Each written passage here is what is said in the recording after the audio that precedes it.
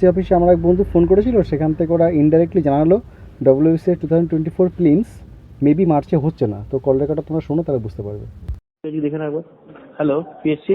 হ্যাঁ বলছি sir, WBCS 2024 ফিল্মসটা কবে অনুষ্ঠিত হবে? টেন্টেটিভ তো মার্চে দেওয়া আছে। স্যার ভোটের কারণে কি এটা পিছতে পারে? সেটা এই মুহূর্তে বলা যাচ্ছে না, ওয়েবসাইট ফলো করুন। টেন্টেটিভ তো মার্চ দেওয়া আছে।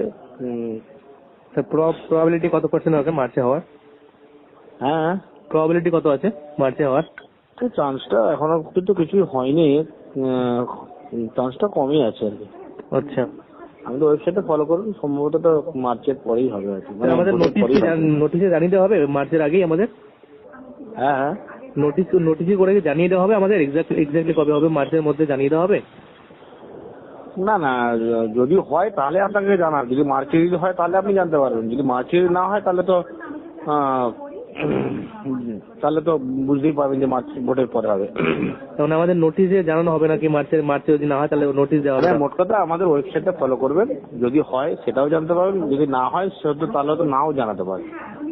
ওকে ওকে, থ্যাংক তাহলে ইউ। সেটা বুঝে নিতে হবে। যদি ধরুন মার্চে হচ্ছে না, যদি না জানায়, তবুও একটু নোটিশের মাধ্যমে যদি জানিয়ে দেওয়া হয় তাহলে আমরা একটু অ্যাটলিস্ট আশ্বস্ত হতে পারি যে আমাদের এক্সামটা কবে এক্সাক্টলি হচ্ছে।